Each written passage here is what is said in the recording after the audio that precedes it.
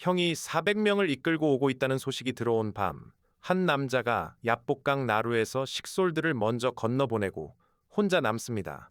날이 밝아 형의 무리가 보이자 그는 가족을 한 줄로 세웁니다.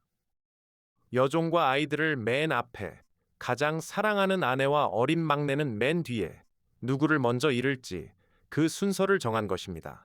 그런데 하룻밤이 지나 강을 건널 때 그의 이름은 더 이상 야곱이 아니었습니다. 이스라엘. 그 하룻밤 야복강에서는 무슨 일이 있었던 걸까요? 그의 이름은 야곱, 뜻은 발꿈치를 잡은 자였습니다. 쌍둥이 형의 뒤꿈치를 붙들고 태어났다는 뜻이자 남의 것을 가로채는 자라는 뜻이기도 했습니다. 어떤 사람에게는 이름이 곧 평생의 이력서가 됩니다. 야곱이 그랬습니다. 그는 태어난 순간부터 형보다 반걸음 늦은 자리에 서 있었고 그 반걸음을 따라잡을 방법만 궁리하며 자랐습니다. 어느 날 그는 마침내 그 방법을 찾아냈습니다.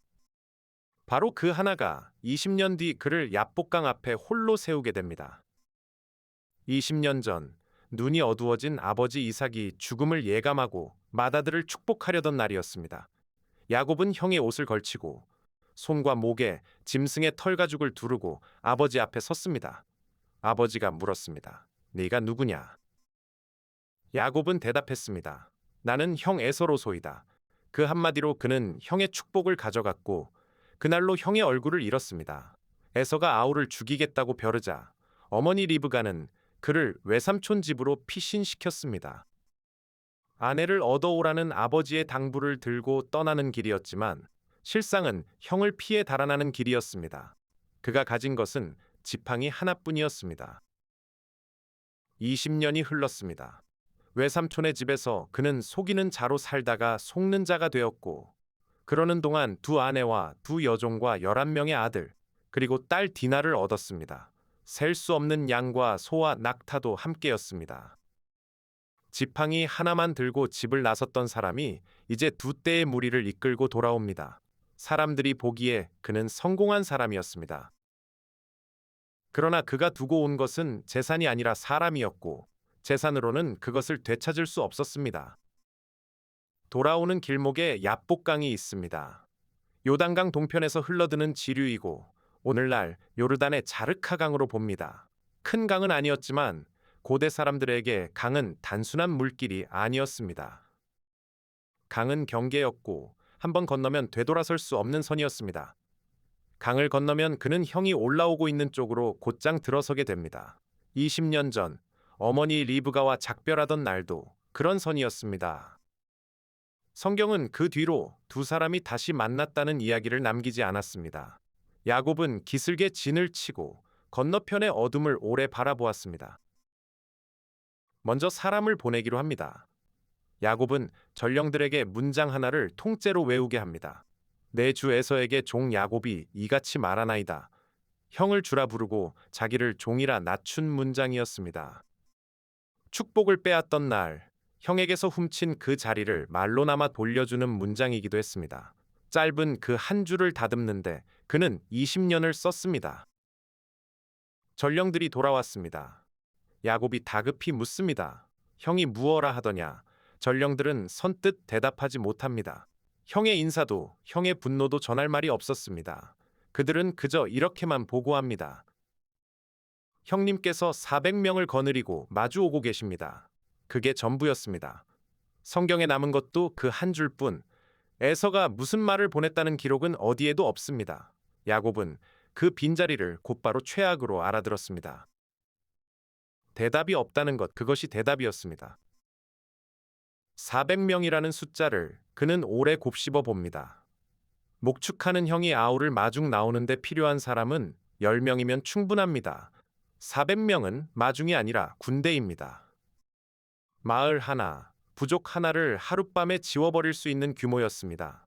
야곱의 진영에 있는 것은 대부분 여자와 아이와 짐승이었습니다. 계산은 오래 걸리지 않았습니다. 싸워서 이길 수 있는 밤이 아니었습니다. 그는 즉시 진영을 둘로 나눕니다. 횃불이 하나씩 켜지고 짐을 옮기는 발소리가 어둠 속에서 이리저리 엇갈립니다. 한쪽이 당하면 다른 한쪽은 그 틈에 달아나라는 계산이었습니다. 살아남을 확률을 반으로 쪼개서라도 붙잡아 두겠다는 생각, 그것이 평생 그를 지켜준 방식이었습니다. 다만 그날 밤에는 그 방식이 처음으로 스스로에게도 초라해 보였습니다. 그는 무릎을 꿇습니다. 사람을 설득하는 말은 평생 잘해온 사람이었지만 하늘을 향해 무릎을 꿇는 일은 낯설었습니다. 나는 주께서 베푸신 모든 은총을 조금도 감당할 수 없사오나. 그 문장 뒤에 그는 자기 인생을 한 줄로 요약합니다. 내가 지팡이 하나만 가지고 이 요단을 건넜더니 지금은 두 때나 이루었나이다. 자랑이 아니었습니다. 이 모든 것이 내 솜씨가 아니었다는 뒤늦은 자백이었습니다. 그런데 기도를 마친 사람이 자리에서 일어나 곧바로 무엇을 했는지 아십니까? 그는 다시 셈을 시작합니다. 염소와 양이 440마리, 거기에 낙타와 소와 나귀까지, 성경이 종류별로 하나하나 세어 적어둔 것만 550마리였습니다. 얼마나 가졌는지를 세며 살아온 사람이 그날 밤에는 얼마나 내주어야 형의 마음을 살 수 있을지를 세고 있었습니다. 그는 짐승들을 한꺼번에 보내지 않습니다. 때와 때 사이에 간격을 두고 파도가 밀려오듯 몇 차례에 나누어 형에게 보냅니다. 짐승 떼를 끌고 가는 종들에게는 할 말까지 정해줍니다. 누구의 것이냐 물으면 주의 종 야곱의 것이며 내주 에서에게 보내는 예물이라 답하라고. 그리고 속으로 이렇게 되냅니다.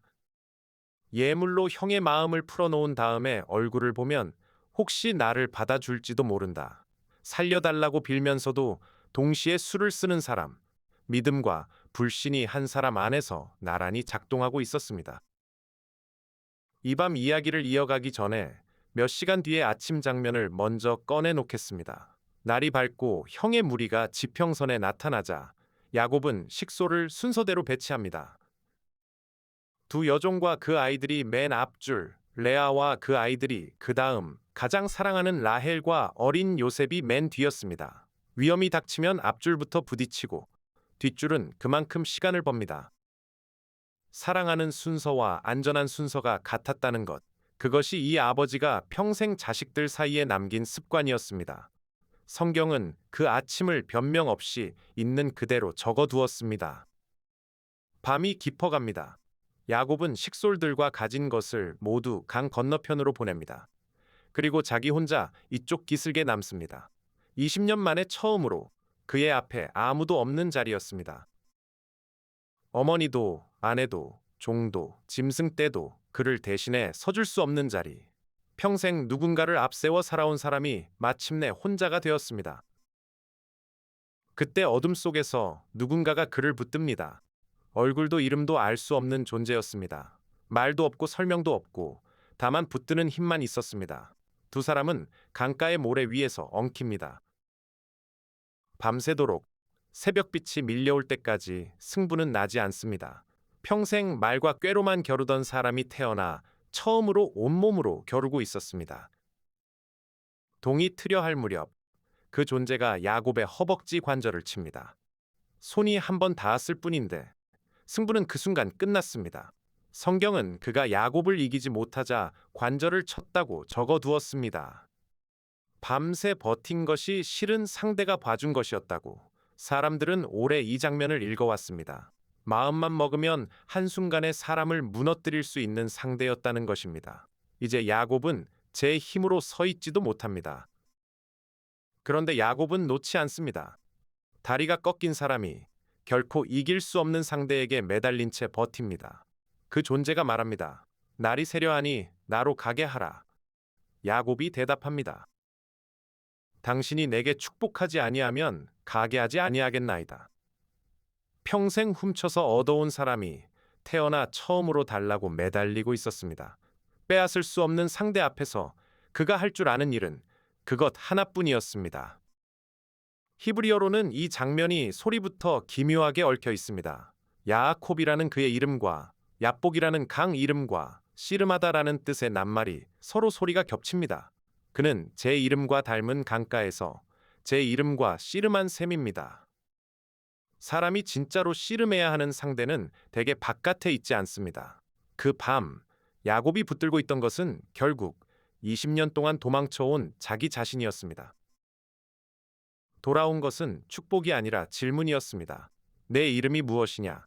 야곱은 그 질문을 전에도 들은 적이 있습니다. 20년 전 눈먼 아버지가 어둠 속에서 더듬으며 똑같이 물었습니다. 네가 누구냐? 그때 그는 형의 옷을 입은 채로 대답했습니다. 나는 에서입니다. 인생에서 가장 큰 것을 얻은 순간이자 가장 크게 잃은 순간이었습니다. 이번에는 도망칠 어둠도 걸칠 형의 옷도 없습니다. 다리가 꺾인 채로 그는 대답합니다. 야곱입니다. 속이는 자, 발꿈치를 잡은 자, 남의 것을 가로챈 자, 자기 이름을 말하는 일이 그대로 자백이 되는 밤이었습니다. 어떤 사람은 평생 그 한마디를 하지 못하고 삽니다. 야곱은 20년을 도망친 뒤에야 다리 하나를 내주고서야 그 말을 했습니다. 그러자 대답이 돌아옵니다. 내 이름을 다시는 야곱이라 부를 것이 아니요 이스라엘이라 부를 것이니. 성경은 그 이름을 하나님과 밑사람들과 겨루어 이겼다는 말로 풀어줍니다. 야곱이 상대의 이름을 묻자 그 존재는 어찌하여 내 이름을 묻느냐 하고는 끝내 이름을 밝히지 않은 채 그를 축복합니다. 야곱은 그곳의 이름을 브니엘이라 지었습니다. 하나님의 얼굴이라는 뜻입니다. 내가 하나님과 대면하여 보았으나 내 생명이 보전되었다고 그는 말했습니다. 해가 떠올랐습니다. 밤새 검던 강물이 붉게 물들고 야곱은 그 빛을 등지고 강을 건넙니다. 절뚝이면서 이긴 사람의 걸음이 아니었습니다. 새 이름을 얻은 대가로 그는 성한 다리 하나를 내주었고 성경은 해가 돋을 때 그가 절었다고 적어두었습니다. 그 아침 그는 한 걸음 옮길 때마다 지난 밤을 떠올렸을 것입니다. 그 밤은 잊히지 않았습니다. 걸음마다 아팠기 때문입니다. 강 건너 지평선에서 먼지가 일어납니다. 400명이 다가오고 있었습니다. 그런데 손해가 적은 순서로 가족을 세워둔 야곱은 정작 자기 자신을 그 맨 앞에 세웁니다. 평생 누군가를 앞세워 살아온 사람이 처음으로 제일 앞줄에 선 것입니다. 그리고 형에게 가까이 이르기까지 7번 땅에 엎드립니다. 고대 근동에서 죽은 앞에 나아가는 신하의 예법이었던 것으로 알려져 있습니다. 꺾인 다리로 1번을 엎드렸다 일어서는 걸음이었습니다. 그때 형이 달려옵니다. 무기를 든 모습이 아니라 두 팔을 벌린 채였습니다. 400명은 그 자리에 멈춰 서고 에서는 혼자 아우에게 달려와 목을 끌어안고 입을 맞춥니다. 그리고 두 사람은 소리 내어 웁니다. 20년 동안 준비한 변명도 20년 동안 벼려온 분노도 그 자리에서는 아무 쓸모가 없었습니다. 야곱이 그토록 두려워한 얼굴은 이미 오래전에 용서를 끝낸 얼굴이었습니다. 에서가 묻습니다. 내가 만난 그 모든 때는 무슨 까닭이냐? 야곱이 답합니다. 내 주께 은혜를 입으려 함이니이다. 에서는 사양합니다. 내게 있는 것이 족하니 내 것은 내게 두라. 그러자 야곱이 말합니다. 형님의 얼굴을 배우니 하나님의 얼굴을 배운 것 같습니다. 밤새 씨름하며 마주한 얼굴과 20년을 피해 다닌 형의 얼굴이 그에게는 같은 얼굴이었습니다. 그는 기어이 예물을 받아달라고 청합니다. 갚을 수 없는 것을 그래도 갚아보려는 사람의 마지막 몸짓이었습니다. 그 뒤로도 야곱이 완전한 사람이 된 것은 아닙니다. 형이 함께 가자고 하자 그는 세일로 뒤따라가겠다고 말합니다. 하지만 실제로는 숲곳으로 방향을 틀었습니다. 여전히 조심하고 여전히 계산하는 사람이었습니다. 성경은 그날 아침 그가 절었다고 적어둘 뿐 그 후 다리가 나았는지는 말하지 않습니다. 다만 한 가지가 달라졌습니다. 그는 더 이상 도망치는 사람이 아니었습니다. 마주해야 할 얼굴 앞에서 등을 돌리지 않는 사람으로 남은 생을 살았습니다. 어떤 밤은 우리를 이기게 해주지 않습니다. 대신 다시는 예전처럼 걷지 못하게 만들어 놓고 지나갑니다. 그리고 우리는 선택하게 됩니다. 그 절뚝임을 평생 부끄러워하며 살 것인지 아니면 여기가 내 이름이 바뀐 자리라고 부르며 살 것인지. 당신이 아직 건너지 못하고 서성이는 강은 어디입니까? 그 강 건너에 만나기가 두려운 얼굴이 하나 있습니까? 이스라엘이라는 이름을 얻은 이 아버지는 훗날 12명의 아들 가운데 오직 한 아이에게만 채색 옷을 지어 입힙니다. 편애가 한 집안에 무엇을 불러오는지 누구보다 잘 아는 사람이었으면서도 말입니다. 형에게 쫓겨 도망쳤던 아버지의 집에서 이번에는 형들이 동생을 구덩이에 던집니다. 해와 달과 별이 자기에게 절하는 꿈을 꾼 17살 소년의 이야기입니다. 다음 이야기, 채색 옷의 소년 요셉에서 이어가겠습니다. 놓치고 싶지 않으시다면 구독으로 함께 해주십시오.